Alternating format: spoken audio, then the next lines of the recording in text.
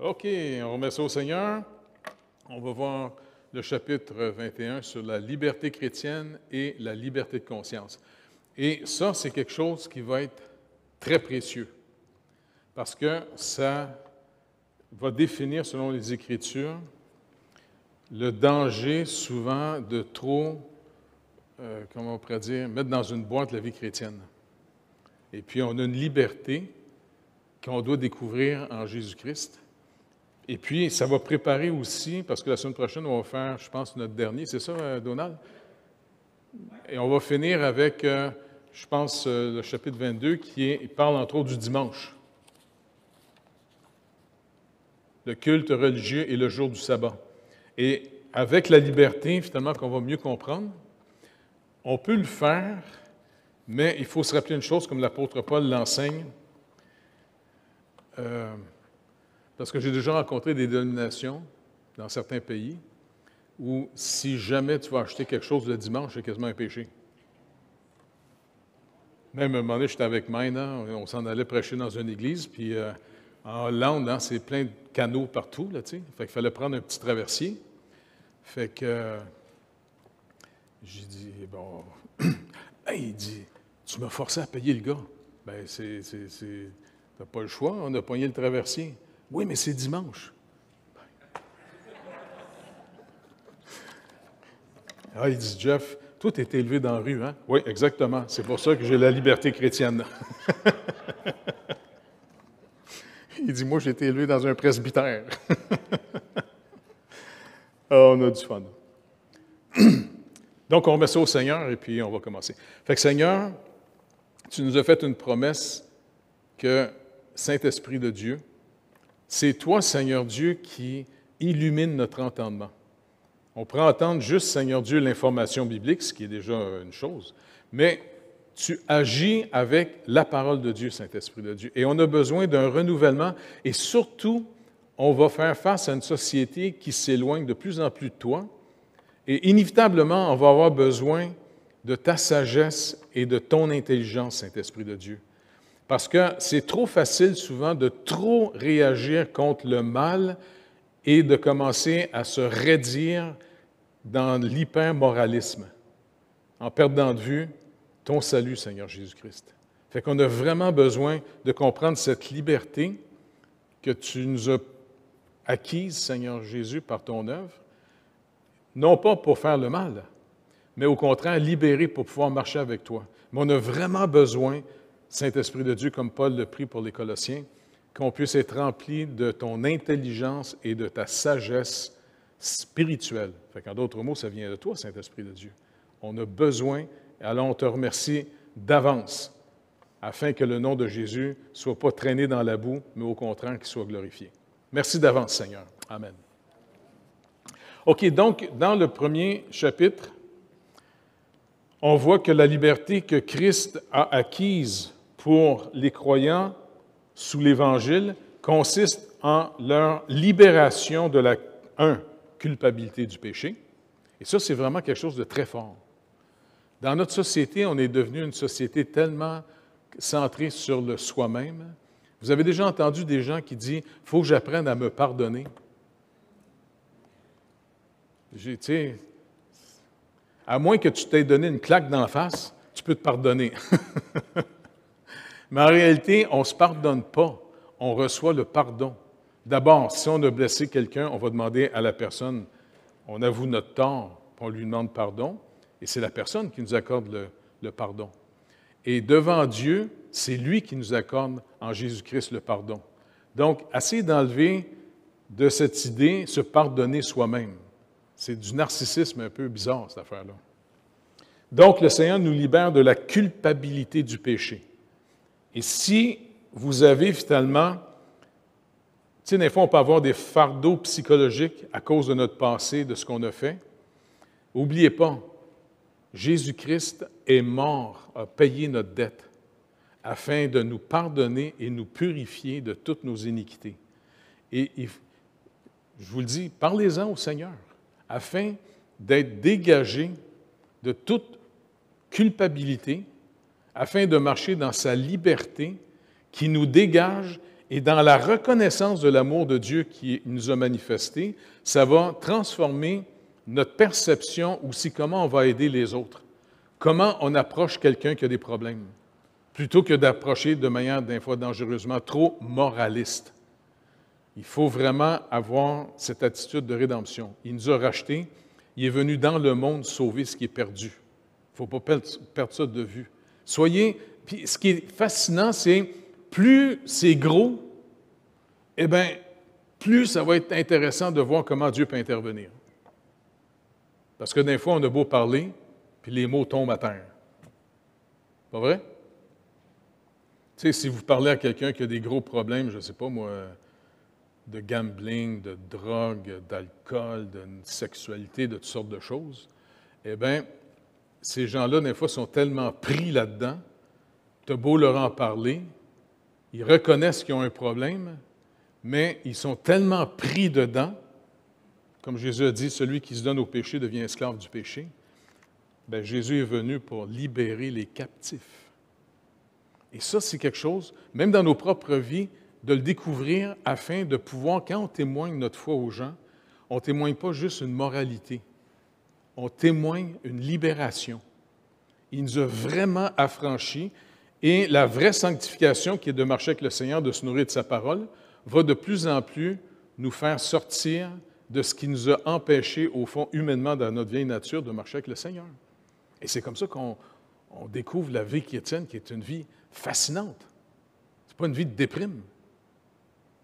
Puis trop souvent, des fois, quand tu vois des chrétiens qui se martyrisent quasiment, on dirait, ils s'autodétruisent parce qu'ils ont mal compris, finalement, la liberté en Christ. Eh bien, moi, je me rappelle, quand je faisais du pouce, il y a un curé qui m'avait embarqué, tu sais, et puis je n'osais pas trop y dire, finalement, que le Seigneur m'avait payé les hot chicken en chemin, et puis, finalement, un pain dans le bois, parce que mon concept, je n'avais pas encore l'Évangile clair dans ma tête. Mon concept, c'était le catholicisme dans lequel j'avais été élevé. Puis le curé, finalement, dit « Ah, ben, dit, si je devenais un bon chrétien, tu sais. » Puis là, il me parlait, finalement, des monastères, puis tout ça, puis... Je dis « Écoutez, monsieur le curé, je ne veux pas être méchant, là, mais moi, je veux me marier un jour. » Tu sais? Fait que... je ne m'en vais pas dans un monastère faire du fromage, c'est pas vrai, Fait qu'il dit « Ah non, mais quand j'étais jeune, il me dit, quand j'étais jeune, j'aimais ça danser, puis ça. » Je dis « Ah ouais? Qu'est-ce qui vous a fait changer de bord? » Mais c'est de valeur parce que, plutôt que de rester attaché aux Écritures, ils ont ajouté des doctrines humaines qui ne sont pas dans les Écritures. Le Seigneur n'a jamais dit que, par exemple, un pasteur ou un curé qui soit obligatoirement célibataire. Même Paul, quand il parle de son don de célibataire que lui avait, il en parle, puis il dit, je ne veux pas vous faire un piège, en d'autres mots, je ne veux pas vous amener forcer là-dedans. Il l'avait, lui, c'est un don qu'il avait. Tu sais, il n'avait pas ce besoin. Mais les autres apôtres étaient mariés, puis ils voyageaient avec leurs femmes. Tu sais. Fait que c'est vraiment important de toujours revenir aux Écritures, tout le temps, tout le temps. Parce qu'oubliez pas, il y a comme un fond de culpabilité, puis on marche dans un monde, il ne faut pas sous-estimer le malin. Le malin, c'est un accusateur. Il accuse jour et nuit. Et puis dans l'Apocalypse, au chapitre 12, il dit, « Ils l'ont vaincu par le sang de l'agneau, à cause Christ est mort pour nous. Et puis on croit à sa parole, et on ne fait pas de notre vie comment je pourrais dire? Comment? On ne fait pas de notre vie un cas, dans le sens où en d'autres mots, on n'est pas sur un programme en espérant de devenir les meilleurs pour être sauvés, pour être aimés de Dieu. Tu sais, ça, c'est vraiment important. Sinon, eh bien, finalement, ça peut vraiment, je ne sais pas moi, détruire une vie. Encore une fois, il y a un danger. Plus on voit le mal grandir, plus on a une tendance aussi à réagir au mal avec de l'hypermoralité. En d'autres mots, il faut aller voir le Seigneur en disant, « OK, qu'est-ce qu'on fait là? Comment on marche avec toi là? Comment j'annonce l'Évangile? » Tu sais? Donc, il nous a délivrés de la culpabilité du péché, de la condamnation, de la colère de Dieu. Ça, c'est quelque chose de gros. On est délivré de la condamnation de la colère de Dieu, de la sévérité et de la malédiction de la loi. Est-ce que vous réalisez, Paul nous rappelle que, ici dans Galates 3,13, Christ nous a rachetés de la malédiction de la loi, étant devenu malédiction pour nous, car il est écrit, « Maudit est quiconque est pendu au bois ». Donc Christ n'est pas mort n'importe comment, parce qu'il y a des gens qui ont voulu le lapider, mais il est marqué dans les Évangiles, vu que ce n'était pas son temps de mourir, eh bien le Seigneur, le Père, l'a protégé d'être tué par lapidation, qui était la manière qu'on devait tuer quelqu'un qui, selon les Juifs, blasphémait en disant qu'il était Dieu. Le Seigneur l'a protégé parce qu'il était prédestiné, il était aussi prophétisé à être crucifié, pendu au bois pour que publiquement il soit déclaré maudit de la malédiction que normalement on aurait dû recevoir nous autres. Et c'est comme ça qu'il a payé notre dette. Et puis en même temps, on est délivré de la sévérité et de la malédiction de la loi. Ce n'est pas que Dieu a aboli la loi. La loi demeure toujours. Mais en réalité, on est délivré de la loi parce que Dieu, quand il nous a sauvés, ce qu'on manifeste après quand quelqu'un fait une confession de foi par le baptême d'eau, parce que Dieu a baptisé la personne dans la mort de Christ, Romains chapitre 6, et il l'a mis en nouveauté de vie. Et c'est pour ça que quand quelqu'un fait une confession de foi, le Seigneur nous demande de le baptiser. Ce n'est pas en le baptisant qu'on l'inclut dans la nouvelle alliance. On manifeste visuellement comment Dieu l'a sauvé. Il nous a baptisés dans la mort de Christ. Et ça veut dire que par le corps de Christ, nous sommes morts à la condamnation de la loi. En d'autres mots, c'est comme si, dans le livre de Dieu, votre nom, il est marqué « La dette est payée, ils sont morts ». On est morts en Christ. Ça a l'air bizarre, là, même si on bouge encore un peu. Là, comme Paul l'a dit aux Colossiens, n'oubliez pas, vous êtes morts. Ça fait bizarre. Moi, quand je lisais ça au début, je ne comprenais pas trop. Je disais, coudonc, ce qu'il veut dire par là qu'on est mort. Mais c'est le fun parce que dans les livres de Dieu, on pourrait dire dans ses comptes, la mort de Christ est mise à notre compte. Et c'est pour ça qu'il est dit dans d'autres parties des Écritures, nous avons été crucifiés avec Christ. On est mort avec lui. Donc, c'est pour ça que nous sommes dégagés de la malédiction de la loi. Il nous dit aussi après, ils sont délivrés de ce présent monde mauvais, comme il dit dans Galates 1,4, qui s'est donné lui-même, le Seigneur Jésus, pour nos péchés, afin de nous arracher du présent siècle mauvais, selon la volonté de notre Dieu et Père. Est-ce que vous réalisez qu'en étant sauvés, ce n'est pas nous autres qui avons décidé de se sortir nous-mêmes du monde? C'est le Seigneur, comme il dit, il nous a arrachés du présent siècle mauvais. Même si c'est vrai qu'on a fait un choix, mais le choix est un effet secondaire de ce que Dieu a fait par le Saint-Esprit dans notre vie. Fait que ça, c'est très encourageant. On est arraché du présent siècle mauvais. On est mis dans la mort de Christ. Nous sommes déjà morts à la condamnation et maintenant, on est rendu vivant pour Jésus-Christ, déjà dans cette vie. Et puis, quand il va venir nous chercher, parce que tout ce qui est de la première création va retourner à la poussière, ce qui est poussière va retourner à la poussière. Mais, n'oubliez pas, quand vous allez mourir, on s'en va dans la présence de Dieu.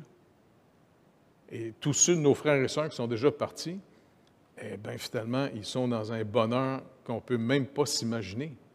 Ils n'ont plus de souffrance, il n'y a plus de tension, et ils n'ont même plus besoin de la foi, là. Ils le voient. Ça doit être capotant d'arriver là, hein? Et puis en même temps, ils sont tous en train d'attendre, avec tous les rachetés depuis le début, Adam, Ève, Abel, toute la gang, ça fait longtemps qu'il doit y en avoir des millions et des millions qui sont là. Et puis, tout le monde attend la résurrection, le retour de Christ. Il va cesser cette première création, frapper le malin définitivement pour le jeter dans le lac de feu, et puis il va tout arrêter de l'ancienne création, et comme il nous l'a promis dans Isaïe et que Pierre nous rappelle, il va recréer toutes choses. Et on va vivre dans un univers qui est quasiment dur à imaginer pour nous. Puis, comme Paul dit, même la nature elle-même attend ce moment-là, d'être délivré de la vanité, et puis malheureusement, notre cupidité humaine, la nature doit avoir peur de nous autres parce que on est en train d'achever la planète bien raide, là, tu sais. Fait que... Mais c'est pas grave, on s'en va vers une nouvelle création, ça va être trippant. On est aussi délivré de l'esclavage de Satan. On est capable de le résister sur la base que Christ est pour nous. Et puis, en passant, si vous êtes mis à l'épreuve, que vous vous sentez vraiment éprouvé, eh bien, finalement, vous n'avez pas besoin de vous battre contre Satan. Vous avez juste appelé, finalement, dire « Seigneur, tu veux-tu t'en occuper? » C'est lui qui impose les mains d'en face du malin. C'est lui qui l'a vaincu. Et c'est comme ça qu'on s'attend toujours au Seigneur et il nous délivre de l'accusateur. On est délivré aussi de la domination, parce que comme, dans le sens acte 26, 18, par rapport à la délivrance de l'esclavage de Satan, le Seigneur dit à Paul, « Afin que tu leur ouvres les yeux pour qu'ils passent des ténèbres à la lumière, de la puissance de Satan à Dieu, pour qu'ils reçoivent par la foi en moi le pardon des péchés et l'héritage avec les sanctifiés. » Est-ce que vous réalisez qu'on est devenus non seulement des pardonnés, mais des héritiers de Dieu? Et ça, c'est capotant, pas à peu près. On va hériter toute la création. En plus, on va avoir des corps glorifiés. On n'aura plus mal à nos épaules, on va être... Écoutez, on rentre dans quelque chose que je vous dis, même l'imagination la plus fertile ne peut même pas arriver à imaginer dans quoi on s'en va. On s'en va dans quelque chose d'incroyable au point que le Seigneur nous a régénérés, il nous a fait naître de l'Esprit pour qu'on devienne des enfants de Dieu. Et c'est pour ça que Jésus n'a pas honte de nous appeler frères et sœurs. Jésus, c'est notre grand frère. C'est pas capotant, ça? Avoir Jésus comme grand frère, qui nous aime pour vrai. Et puis en plus, qui dit, oublie pas, quand les apôtres ont demandé au Seigneur, « Apprends-nous à prier. » Jean-Baptiste leur a appris à prier. « Tu veux-tu nous apprendre à prier? » Pas de problème. Il leur apprend le « Notre Père ». Quand on prie, quand il dit, quand vous priez, dites, « Notre Père qui êtes aux cieux. » Il y en a juste un qui avait le droit de le dire par nature, c'était Jésus. Et là, maintenant, parce qu'on est régénéré, racheté, adopté, eh bien, vous faites appeler Dieu Papa. Au Québec, c'est Papa. En France, c'est Papa. Mais c'est quand même fascinant. Tu sais, souvent, quand je vois dans des choses difficiles, compliquées, tu sais, tu t'en vas quelque part, puis là, tu es un peu nerveux, tout ça. Souvent, je dis, écoute, papa, oublie pas, hein. Rappelle-toi, je suis ton petit gars, hein? Puis tu m'as fait peureux. Fait que, il faut que tu viennes avec moi, là. Et tu sais, il faut que tu me donnes finalement des idées, parce que là je ne sais pas ce que je vais aller faire là, moi, là. Et je vous le dis, à toutes les fois, il arrive quelque chose de final. Même quand je vais chez le garagiste, « Hey, papa, il faut que tu viennes avec moi, parce que je vais me faire organiser bien raide. » Mais souvent, ça se passe vraiment bien, en plus, tu sais. Même un des garagistes, j'ai eu un bon temps avec lui. Puis j'avais vu que dans le fond, il y avait une statue de la Vierge. Fait qu'on a parlé du Seigneur, tu sais, tout le long. Et puis, on a eu un super bon temps. Je disais, écoute, m'a prié pour vous, hein, que votre business aille bien. Hein? OK, tu sais.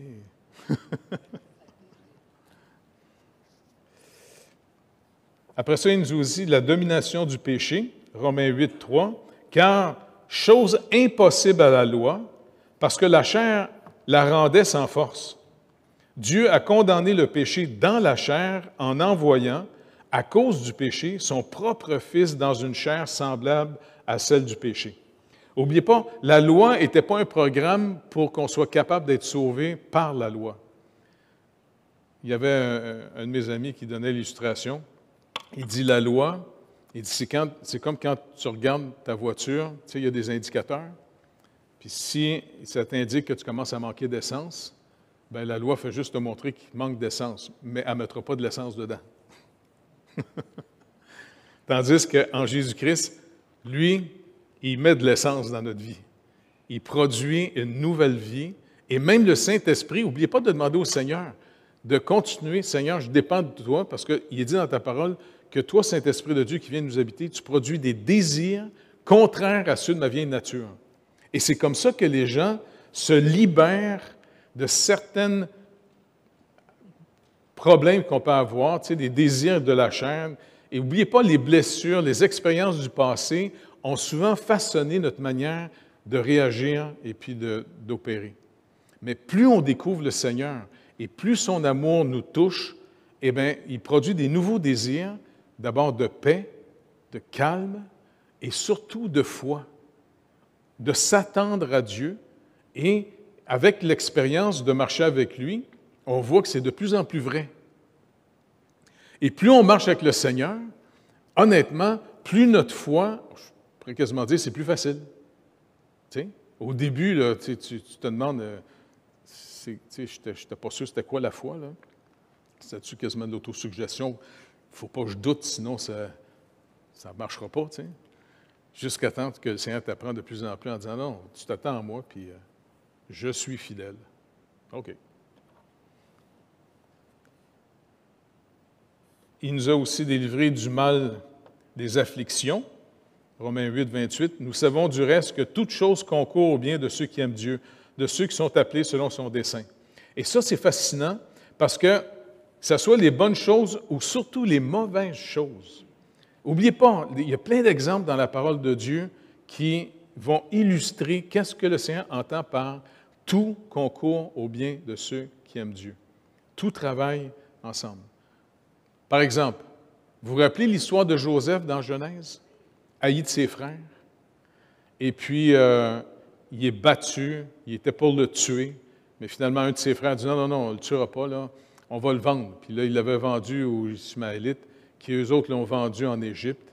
Après ça, il arrive là comme esclave, et puis dans la maison, il craint Dieu, il respecte Dieu, il va bien travailler au point que son maître, il confie quasiment tout, et puis la madame, elle veut coucher avec lui. Puis lui, il ne veut pas. Par respect d'abord pour Dieu et aussi par respect pour son maître en disant c'est sa femme. Puis vous vous rappelez qu'est-ce qui s'est passé? Elle insistait tout le temps puis il disait tout le temps non. Puis dans ce temps-là, c'est une bonne chose d'avoir des pantalons aujourd'hui, là, tu sais. Ça s'enlève moins facilement. Mais dans ce temps-là, les gens avaient juste une tunique.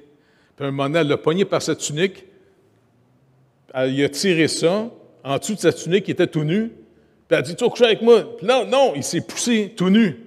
Et puis, elle a gardé ça. Et puis, quand son maître est arrivé, son mari, eh bien, elle a dit, regarde, il a voulu me violer, j'ai gardé le vêtement. Puis les gars, ben, c'est rare qu'ils peuvent se défendre contre ça, pas vrai? Il finit en prison. Et puis, pendant des années, il est en prison. Et puis, il continue à marcher avec Dieu pareil. Et puis là, il y a 2 gars que Pharaon avait mis en prison. Vous vous rappelez, il y avait eu des songes.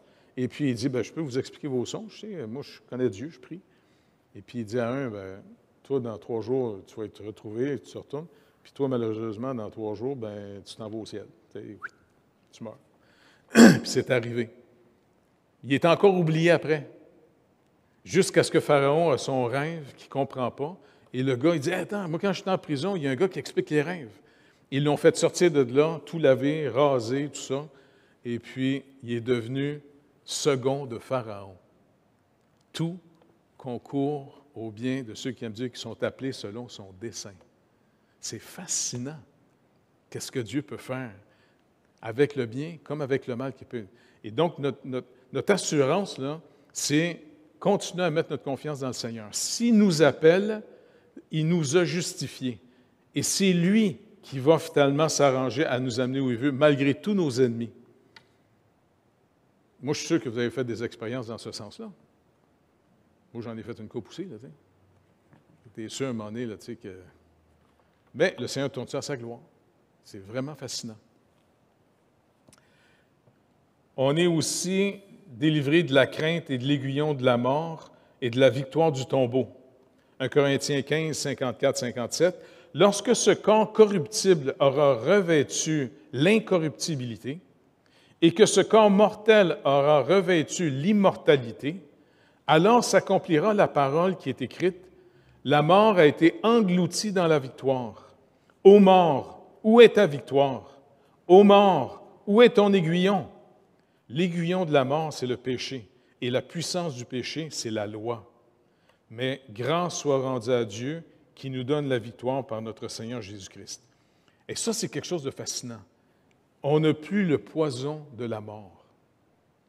Une illustration que je donne des fois, que j'avais entendue d'un de mes amis, Mike Walker, il disait, il s'en allait en vacances l'été, et puis il y a une abeille qui rentre dans la voiture. Puis la petite fille en arrière, elle panique parce qu'elle a peur d'être allergique, elle panique. Puis à un moment donné, la petite abeille se promène, le père la pogne, elle pique, parce que vous savez qu'une abeille pique, bien, le dard reste là, puis malheureusement, on en meurt après. Et puis la petite fille, elle pleurait en arrière, puis son père dit « Non, c'est fini, il n'y a pas de danger. »« Non, papa, comment? » Il met sa main, puis elle voit la petite marque rouge. Fini. Jésus-Christ a pris finalement l'aiguillon de la mort. Et puisqu'il est la vie et la résurrection lui-même, il a vaincu la mort pour nous. Et puis c'est pour ça que même dans Ésaïe, il dit « Il nous aime tellement que notre nom est écrit dans ses mains. » Les marques, des clous. Il nous aime. Dieu nous aime. C'est fascinant parce qu'on se dit, mais comment ça se fait que tu nous aimes tant que ça? On est si pas aimable. On n'arrive pas pantoute à tes standards. C'est l'amour libre de Dieu. Et c'est cet amour-là qui, à force de le recevoir, fait de nous des gens qui, plutôt que d'être en compétition avec les autres, on devient serviteur des autres. On veut aimer les autres. On veut voir comment on peut être utile pour les autres. Parce qu'on est délivré de vouloir toujours être meilleur que les autres dans un monde où il faut quasiment que tu justifies ta... Tu sais, puis plus ça va aller, bien, ça va être dangereux bientôt parce que notre gouvernement va de plus en plus favoriser de vous encourager à prendre, comment ça s'appelle, la mort, l'euthanasie, là? Parce qu'ils vont dire que ça va être plus économique pour eux autres que de vous entretenir trop longtemps. Et puis, il va y avoir plein de téléromans là-dessus pour endoctriner la population. Et puis, vous allez voir, la mort va devenir de plus en plus une solution économique pour notre gouvernement. Parce qu'ils sont en train de dire, parce qu'en tuant tant d'enfants, les avortements qu'on fait de plus en plus, on va faire un effondrement des prochaines générations. Eh bien, ils vont dire, il n'y a pas assez de jeunes qui travaillent, il y a trop de vieux qu'il faut payer les pensions. Fait qu'ils vont nous suggérer la petite piqûre. En tant que croyants, s'ils nous forcent, on dit au médecin, ça ne me dérange pas, j'espère que tu es sauvé parce que, chum, ce qui t'attend, j'aimerais pas être à ta place. Il y en a juste un qui peut te délivrer de ce qui s'en vient. Jésus-Christ. Ah, je ne veux rien savoir de ça. Pas de problème. Alors, regarde-moi la face, là. Quand tu vas arriver dans le trône de Dieu, si jamais tu me vois, rappelle-toi, je te l'ai dit. OK? Ferme ta gueule. Et puis après ça, il nous dit, on est délivré aussi de la damnation éternelle. Dans 2 Thessaloniciens 1,10, lorsqu'il reviendra pour être en ce jour-là glorifié dans ses saints et admiré de tous ceux qui auront cru, car notre témoignage auprès de lui a été cru. Et ça va être quelque chose de fascinant. Je vous dis, on s'en va vers quelque chose d'énorme. Et puis je sais que pour moi, c'est comme une... Je ne sais pas, tu sais... Écoute, c'est tellement vrai l'Évangile pour moi que quand je vois les gens négliger puis mépriser l'Évangile si facilement, en plus, c'est un don gratuit. Est-ce que vous réalisez? Les gens, ils ne s'en vont pas finalement dans une nuit éternelle, dans la condamnation éternelle, dans une ruine éternelle parce qu'ils sont plus méchants que les autres. C'est qu'ils auront négligé un si grand salut. Puis c'est pour ça que moi, je prie vraiment que le Seigneur délivre le Québec d'un esprit démoniaque, là, tu sais, on vit le psaume 2 en ce moment, au Québec et au Canada. Nos autorités politiques sont vraiment en train de jouer à des faux curés, avec une forme de, je ne sais pas moi, de tolérance, puis dans le côté, ça c'est un côté dangereux parce que il y a malheureusement eu dans l'histoire, à cause d'une fausse liberté chrétienne, on va le voir vers la fin, là, tu sais, le gouvernement et l'Église se sont alliés ensemble pour imposer le christianisme. On ne peut pas imposer la foi. En imposant ça comme une culture, les gouvernements souvent essaient de faire le citoyen typique. Comme avant, c'était le christianisme qui s'imposait. Et puis, même dans une des confessions de foi de Westminster, qui est comme celle-ci, ici, les baptistes l'ont réformé. Ils ont enlevé le 4e chapitre. Il y en a 3 seulement. Le 4e nous dit quelque chose de terrible. Le 4e dit « Les pouvoirs que Dieu a institués et la liberté que Christ a acquise ne sont pas destinés par lui à s'entre-détruire, mais au contraire à se soutenir et à se garder mutuellement. C'est pourquoi ceux qui, sous prétexte de liberté chrétienne, s'opposent à toute autorité légitime ou à son légitime exercice civil ou ecclésiastique, résistent à l'ordre de Dieu, peuvent donc être légitimement appelés à rendre des comptes et à se voir intenter des poursuites, ainsi bien par les autorités de l'Église que celles de l'État. Ceux qui rendent publiques de telles opinions ou entretiennent de telles pratiques contraires à la lumière naturelle, aux principes connus de la chrétienté, qu'ils soient relatifs à la foi ou au culte ou à la conduite, et au pouvoir de la piété, de telles fausses opinions ou pratiques, soit par leur propre nature, soit par la manière dont ils rendent publiquement ou on les entretient, sont destructives de la paix civile et de l'ordre établi par Christ. Donc, ils ont trop, au fond, imposé comme si c'était un ordre du royaume de Dieu sur terre. Par exemple, il n'y a pas tellement longtemps, si quelqu'un était homosexuel, on le mettait en prison. Aujourd'hui, on s'en va dans l'autre extrême.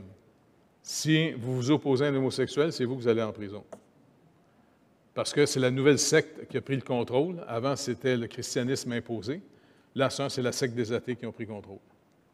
Et d'un autre côté, l'Église n'a pas reçu le pouvoir de mettre des gens en prison. Mais c'est à toutes les fois qu'au travers de l'histoire, les gouvernements se sont alliés avec l'Église, les deux ensemble, avec une mauvaise compréhension de ce que c'est l'Évangile, pour l'imposer. C'est pour ça que quand ils sont arrivés ici, c'est l'Église anglicane avec l'Église catholique, qui était plus les subalternes. L'Église anglicane était l'Église du pouvoir, parce que c'est les Anglais, finalement, qui gouvernent le Canada, là, tu sais. Eh bien, ils ont mis des lois pour, s'ils surprenaient un Indien à faire un rituel religieux de sa croyance, il allait en prison. Quand vous pensez à ça. C'est pour ça que le gouvernement fédéral, aujourd'hui, a trouvé un bon bouc émissaire, l'Église catholique, mais ceux qui étaient derrière ça et qui mettaient les gens en prison et qui forçaient tout ça, c'était le gouvernement fédéral et provincial. Il y a de l'hypocrisie, pas à peu près. C'est pour ça qu'il faut revenir aux Écritures continuellement. Nous autres, l'Église, on n'est pas là pour dire, finalement, si tu n'obéis pas à ce que je te dis, je t'envoie en prison. Ce n'est pas notre rôle pantoute. On ne touche pas à ça. C'est pour ça que je suis d'accord que si quelqu'un, finalement, puis il va falloir aussi que le Seigneur nous donne de la sagesse, parce que comment on va recevoir de plus en plus de la population? Tu sais, si quelqu'un, par exemple, est en train de se transformer d'un gars en fille, une fille en gars, et puis à un moment donné, bing, il est touché par l'Évangile, puis il arrive à l'Église. Moi, il n'y a pas de problème. Il y en a. S'il veut se marier, je vais dire, il y a un petit problème. Là. Mais de toute façon, je veux voir comment le Seigneur va te délivrer, comment le Seigneur va produire en toi une autre sorte de vie. C'est tout aussi vrai pour un hétéro comme pour un homo. Peu importe. Il y a même des gens qui se disent hétérosexuels, qui vivent des vies de cochons et qui proclament qu'ils sont chrétiens parce qu'ils ont la vérité dans la bouche, mais en réalité, leur vie n'est pas du tout transformée. C'est pour ça que je ne veux pas nécessairement m'attaquer à un certain type de péché classique, mais tout le monde naît perdu. Et c'est pour ça qu'il faut prêcher l'Évangile et surtout orienter les gens d'aller au Seigneur Jésus-Christ, pas à l'institution. Ce n'est pas nous autres qui avons le pouvoir de sauver les gens.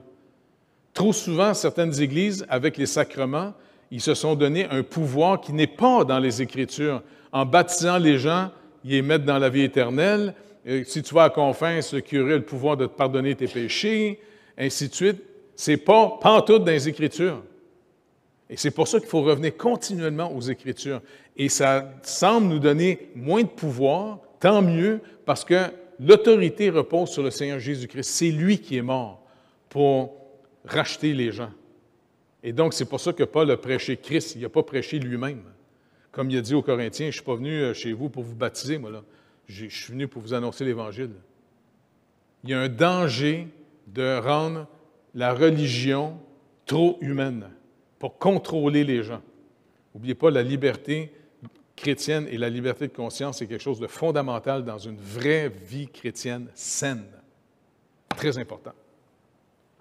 Ça continue en disant, « Par elle, ils ont un libre accès auprès de Dieu et deviennent obéissants, non par crainte civile. » Tu sais, dans le sens, ce n'est pas parce qu'on a peur d'être rejeté, comme il dit dans Romains 8, 15, « Et vous n'avez point reçu un esprit d'esclavage, de servitude, pour être encore dans la crainte, mais vous avez reçu un esprit d'adoption, par lequel nous crions « Abba, Père ». Abba, c'est la manière hébreu de dire « papa ». Ce n'est pas « abattre le Père ».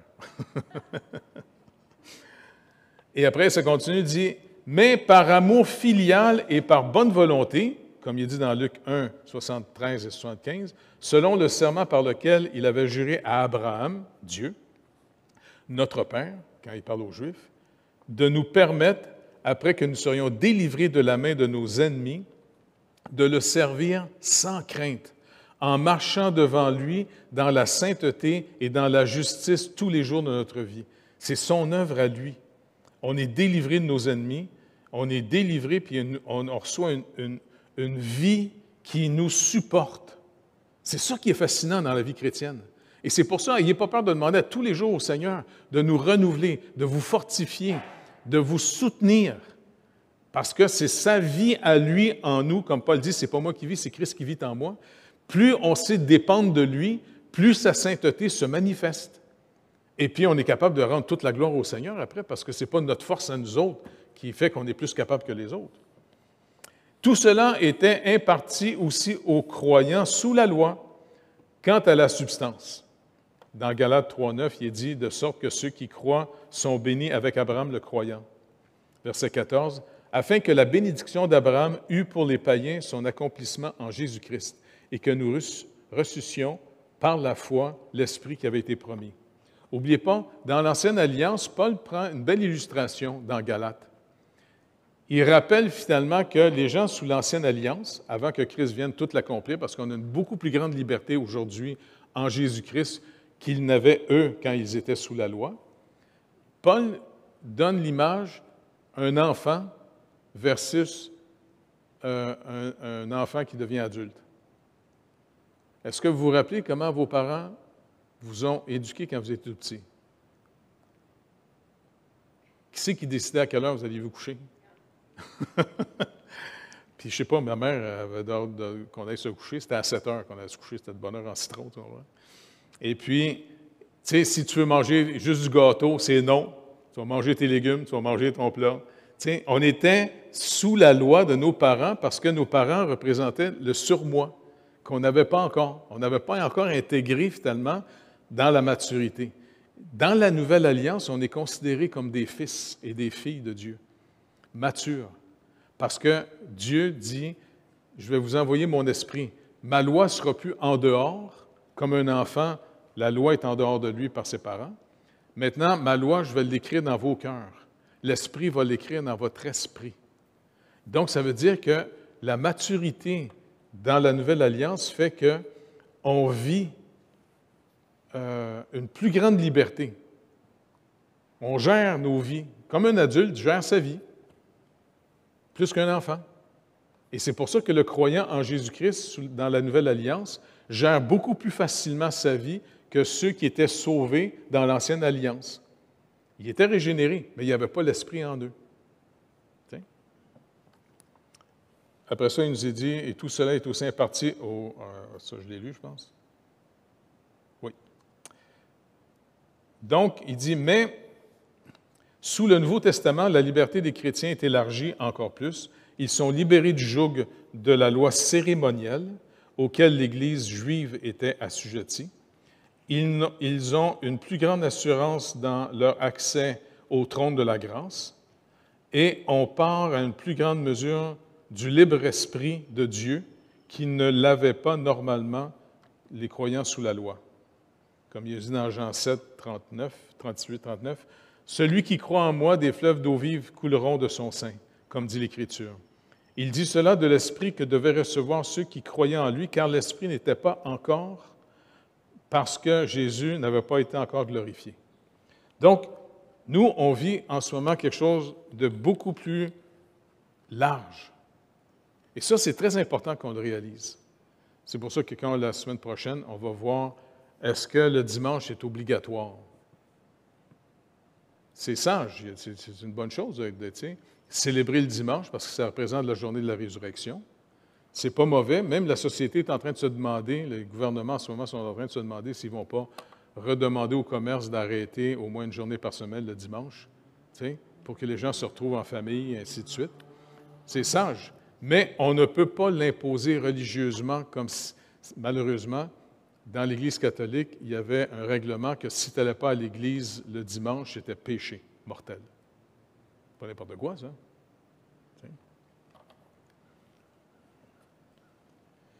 Donc, le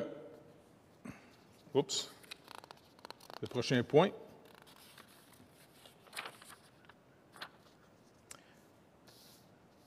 Au deuxième paragraphe. Dieu seul est le Seigneur de la conscience. Jean 4, 12. Un seul est législateur et juge. C'est celui qui peut sauver et perdre. Mais toi, qui es-tu qui juge le prochain? Encore une fois, c'est très important de voir qu'est-ce que le Seigneur nous demande. Moi, j'ai travaillé finalement, on a travaillé nous autres avec des Américains pendant plusieurs années, pendant 20 ans. On a appris plein de bonnes choses d'eux autres, mais il y avait d'autres choses qui étaient trop exagérées. Par exemple, c'était des anti-alcool chroniques. Tu sais? Au point, je me rappelle, une fois, j'étais en France, et puis il y avait Deméo et sa gang qui étaient là. Puis certains Français sont venus me voir en me disant « Oui, mais parce que je voudrais me faire une vinaigrette. » Tu sais, il y avait finalement, eux autres, un peu de comment? Du vinaigre de vin, tu sais, à du 2 Il dit « Est-ce que j'ai le droit? Il y a 2 d'alcool. » Je dis « Écoute, chum, je pense pas que tu vas faire une brosse là-dessus. » Mais il était à ce point-là. Mais Stevens était tellement anti-alcool, quand quelqu'un est trop maniaque sur quelque chose, là, dites-vous une chose, des fois, ça cache un problème. Parce qu'on a découvert à la fin de ses jours que le gars, il avait un gros problème d'alcool. Puis pas juste avec du vin, avec du whisky et compagnie. Tu sais, les Américains, eux autres, quand ils boivent, on dirait qu'ils sont contre, puis quand ils boivent, ils sont sous, bien durs. Et puis, il était anti-sexualité au point qu'un gars ne peut pas embarquer une fille. Tu sais, quand on finissait les cours, si la fille a besoin d'un livre, tu ne pouvais pas embarquer une fille. Si tu l'embarquais, il fallait qu'elle se mette dans le banc en arrière. C'est donc, chum, contrairement à toi, on n'est pas tous des maniaques sexuels, tu fais là. C'est pour ça que quand je vois les musulmans qui déguisent les femmes complètement, c'est bon, les gars, vous êtes-vous des maniaques sexuels au point que vous n'êtes pas capable de voir une femme qui voulait sauter dessus? Prends des pilules, mon chum. Eh bien, finalement, le problème, c'est qu'on s'était perdu à la fin de ses jours. Bien, il y avait des gros problèmes d'alcool et malheureusement, ils ont découvert aussi qu'il trompait sa femme. Hey, c'est pas catastrophique, ça? Et puis, le gars, c'est un très bon communicateur. Mais le problème, dès qu'il voyait quelqu'un qui était comparable à lui, parce qu'il y avait des bons docteurs en théologie qui étaient là, je me rappelle quand on est arrivé nous autres en 81, il te les a démolis au maximum parce que les gars disaient « Écoutez, vous êtes un bon prêcheur, mais vous n'êtes pas un bon enseignant. » Puis il voulait que le collège biblique soit organisé par tous ceux qui étaient plus des enseignants. Puis lui, il se prenait pour la quatrième personne de la Trinité. Là, ça fait qu'il a détruit ces gars-là, il a détruit leur réputation. Quelqu'un d'insécure puis narcissique, là, il n'y a rien de plus dangereux. Il ne travaille pas avec les autres. Il va toujours dire « c'est moi le chef, c'est moi le chef ». Et puis, il va détruire les autres. C'est malheureux, c'est dangereux, ça. C'est pour ça qu'il faut se rappeler qu'un seul est le législateur. Ce n'est pas nous autres, ce n'est pas les gens en charge de l'Église. On peut se donner des normes des fois. Par exemple, je me rappelle, on avait déjà travaillé dans certains villages autochtones, où est-ce qu'il y avait des gros problèmes d'alcool. Puis je disais aux gars, écoutez, si on s'en va travailler, quand on va aller là-bas, est-ce que vous êtes prêts? Pas de bière, pas de vin, OK? Parce qu'on s'en allait servir des gens qui avaient un énorme problème. Tu sais? Mais si jamais j'enseigne la parole, puis les gars m'ont dit, « Hey, Jésus, as-tu fait du vrai vin? » Parce que Stephen disait, « Non, non, le vrai vin, c'était du vin non alcoolisé. » Je dis, « C'est quoi cette niaiserie-là? » Ah non, le grec dit, « Non, non, moi je lis le grec. Tu n'as même pas besoin de lire le grec, lis rien en anglais, tu vas voir. » Le gars a dit aux jeunes, « Hey, normalement, tu donnes le bon vin, puis quand les gens sont sous, tu sors la piquette après. Toi, tu as sorti la piquette d'abord, puis là, tu es en train de sortir le bon vin. » Tu sais? C'était... Ah, je te dis. Mais en tout cas, je veux retenir les bonnes choses que j'ai apprises, le reste, je les mets aux poubelles, tu sais. Donc, notre législateur, c'est le Seigneur. C'est lui. OK? C'est vraiment important. Et même si vous, par amour pour votre frère, comme Paul dit dans Romains, par exemple, chapitre 14, je pense, tu sais, quand il parle finalement ceux qui sont forts dans la foi, ceux qui sont faibles dans la foi. C'est le 14? Là? Moi, je l'aime bien avec les chiffres. Bref, Paul lui-même va dire, si c'est pour une pierre d'achoppement, pour un frère de manger de la viande ou boire du vin, je ne mangerai pas de viande, je ne boirai pas de vin. Quand on était en Israël et qu'on faisait de l'évangélisation auprès des Juifs, bien écoutez, on ne mangeait pas de cochon. Tu comprends? Parce que des fois, tu peux aller chez les Juifs, c'était moins cher. Tu sais, il y avait des places qui... Puis c'était drôle parce que j'avais vu un vieux monsieur qui avait l'air d'un rabbin, tu sais, avec la barbe, ça. Puis il dit aux jeunes, tu sais, donne-moi ici, give me the turkey. Fait que le jeune dit, it's not turkey. Il n'était pas dit, don't say it, give me the turkey. Il faisait passer ça pour de la dinde.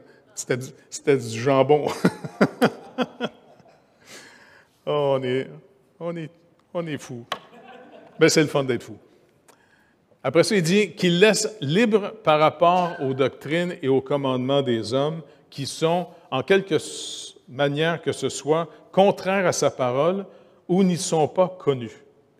Acte 4, 19, Paul et Jean leur répondit, « Jugez s'il est juste devant Dieu de vous obéir plutôt qu'à Dieu. » Parce que les autorités religieuses de l'époque ont dit, « On vous défend de prêcher Jésus. » Bien, il dit, « Désolé les gars, nous autres, on a reçu le mandat. » Peut-être un jour, le gouvernement va nous empêcher de prêcher Christ.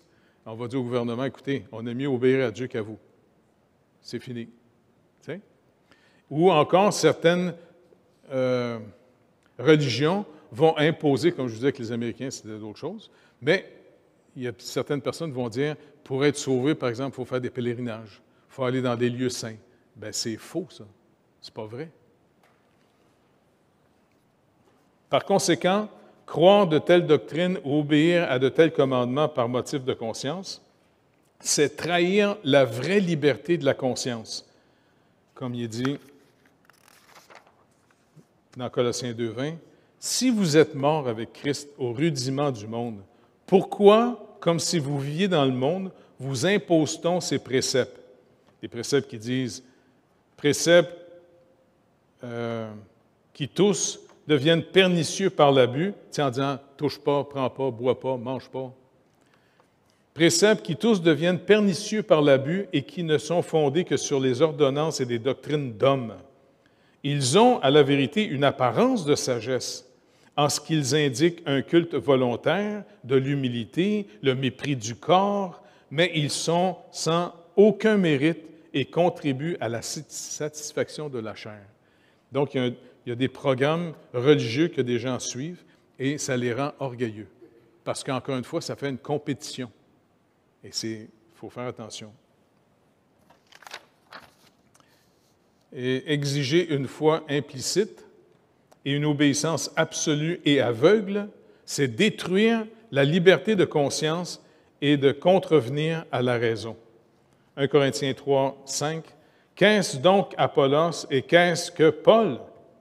Des serviteurs par le moyen desquels vous avez cru, selon que le Seigneur l'a donné à chacun. » Et ça, c'est important. Paul, il montre, il n'est pas en compétition avec Apollos, et il leur rappelle, nous ne sommes que des serviteurs de Dieu, vous rappelant ce que Dieu a dit. Ce n'est pas nos commandements, ce n'est pas nos règles. Paul pouvait s'imposer à lui des règles personnelles, mais il ne les imposait pas à l'Église.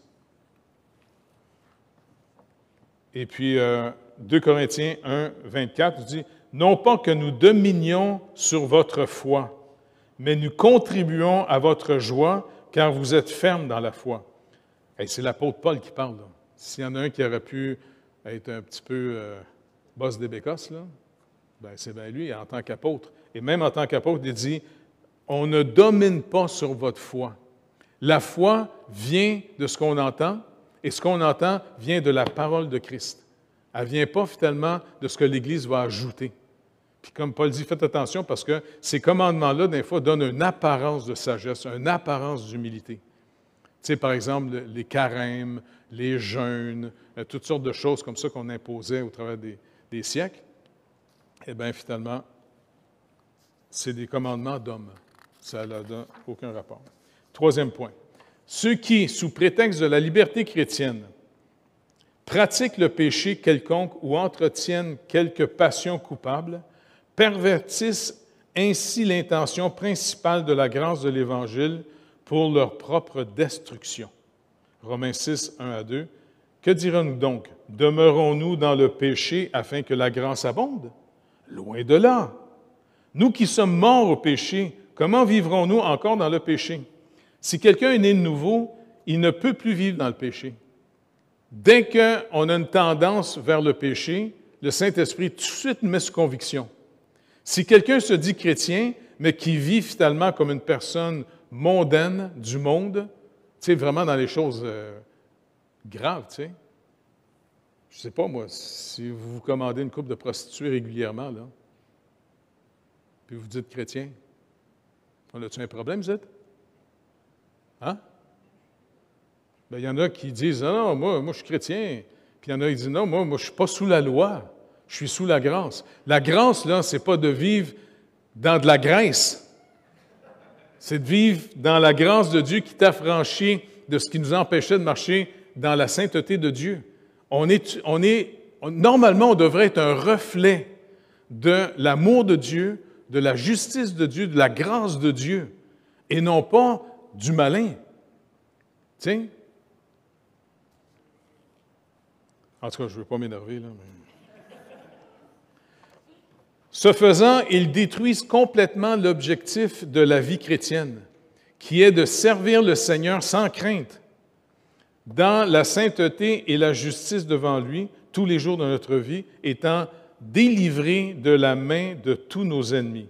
Comme il est marqué dans Galates 5, 13, « Frères, vous avez été appelés à la liberté.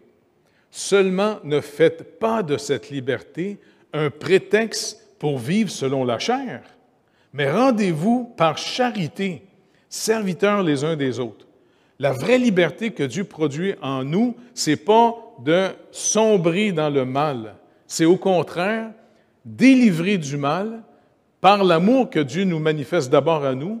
Comment on va aider les autres? Comment on peut être utile pour nos frères et sœurs? Tu sais, il me semble que c'est sage, c'est assez normal.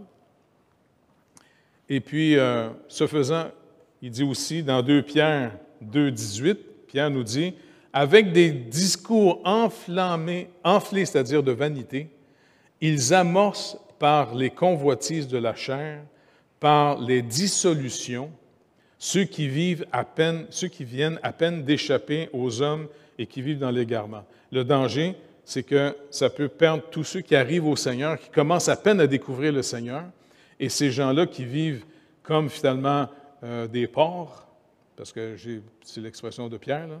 Le cochon, il aime ça se rouler dans la boîte, puis le chien, il aime ça aller manger ce qu'il a vomi. Je les aime bien, ces expressions-là, sont claires, je trouve. Hein? Pierre a raison en disant, ces gens-là, souvent, ils vont perdre les nouveaux qui arrivent, en pensant que la grâce, c'est de vivre n'importe comment, parce qu'oubliez pas, les Juifs qui se convertissaient, ils devaient comme maintenant plus être sous les cérémonies, plus aller au temple, plus aller au sacrificateur, et même, pour eux autres, c'était une grosse découverte bizarre, ils ont eu de la misère à vivre ça, ils pouvaient manger tout ce qui se vendait au marché. Ils pouvaient manger du jambon. Je ne sais pas si on aimait ça. Moi, j'ai un ami qui est un ancien musulman qui s'est converti et qui marche avec le Seigneur depuis qu'il est adolescent, à mort.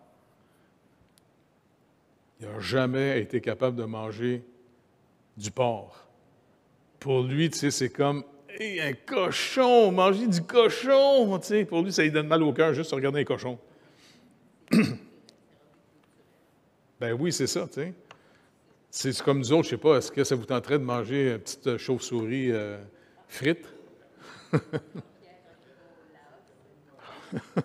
Comment? Ouais, je sais pas. Tu sais, si à un moment donné, quelqu'un t'offre un rat rôti avec un petit peu de jus, tu sais.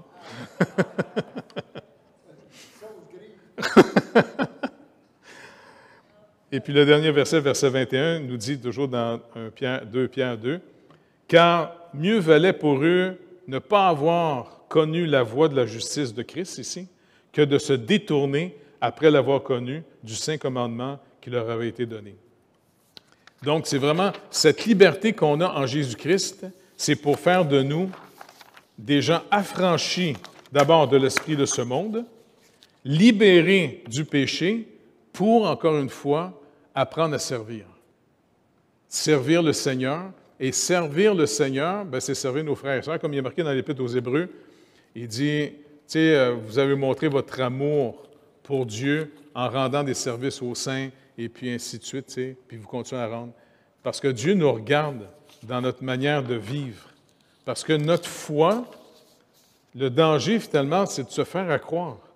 La vraie foi, si vous voulez savoir où est-ce que vous êtes rendu dans votre foi, regardez ce que vous faites. Nos œuvres ne nous sauvent pas. Nos œuvres manifestent ce qu'on croit. Si quelqu'un vit dans du désordre, et quelqu'un vit dans le mal, ben tu dis, t'es sûr que tu crois? Qu'est-ce que tu crois en réalité? Parce que si vraiment tu connais le Seigneur, l'action de Dieu dans notre vie, c'est de nous dégager du monde. On n'est plus dans les intérêts du monde. On a des nouveaux intérêts, puis en plus, en marchant avec le Seigneur, étrangement, contrairement aux gens du monde, c'est étrange, mais nous autres, les chrétiens, la fin de notre vie, c'est le commencement de notre vraie vie qui s'en vient. C'est pas n'importe quoi, ça. Ça, c'est juste en connaissant le Seigneur et en marchant avec lui qu'on peut vivre ça, pas vrai? Parce que, bon, on ne courra pas à la mort. Personne ne s'est pratiqué ici comment mourir, hein? On ne sait pas trop. On est un petit peu nerveux face à ça, là, tu sais. Juste des fois aller au Mexique ou bien ailleurs, prendre l'avion, ça peut être stressant. Mais au moins mourir, tu n'as pas besoin de bagages. Ton passeport, c'est déjà Jésus. Mais moi, je demande au Seigneur, écoute, je sais que tu vas décider comment je vais mourir, parce que de toute façon, c'est le chemin de toute la terre. Ça pourrait être une petite vitre. Tu sais, bing, d'un coup. Tu sais? Par exemple, tu t'endors, tu te réveilles au ciel. Hey! Tu sais. Anyway. De toute façon, c'est pour ça de s'encourager. Et puis aussi, n'ayez pas peur de vous raconter ce que vous vivez avec le Seigneur pour qu'on s'encourage mutuellement. Tu sais? C'est ça la communion fraternelle. Fait que c'est vraiment béni. Par exemple, samedi, on va partir ensemble avec 2-3 autres frères. Hein? Puis un frère, il est content, il voudrait monter avec nous autres parce qu'il a besoin d'être encouragé. Fait qu'on va l'écouter, puis on va l'encourager. Hein? On va prier avec lui. Parce qu'il vit des moyens défis, il est brisé pour des gens qui aiment beaucoup, qui sentent qu'il est en train de perdre. Tu sais? Mais la communion fraternelle, on va demander au Seigneur, en disant, écoute Seigneur, tu peux-tu, toi, lui parler? Que ce ne soit pas juste des paroles habiles qu'on va donner, mais que toi-même, tu touches son cœur, que tu lui donnes de l'espoir. Parce que finalement, le pauvre, il est complètement désespéré. Avec raison. Tu sais, quand tu aimes beaucoup les gens et tes voix se perdent, là, tes enfants, c'est dur, ça. Hein? Tu sais, tu n'as pas voulu mettre des gens au monde pour les perdre éternellement. OK, on a fini, excusez. On remet ça au Seigneur? Seigneur, merci de continuer à nous faire grandir dans ta lumière, dans ton amour, ce qui produit la liberté.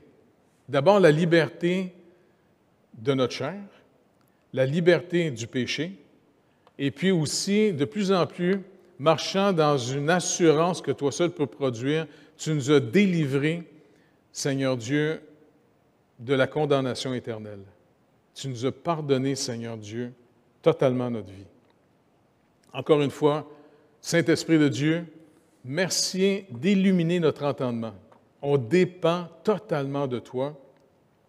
Produis en nous de plus en plus des désirs contraires à ceux de notre vieille nature, afin qu'on soit de plus en plus dans une joie de marcher avec toi, Seigneur, parce que c'est vraiment fascinant. Merci, Père, dans le précieux nom de Jésus. Amen. Merci d'être venu ce soir. Vous êtes bien gentil.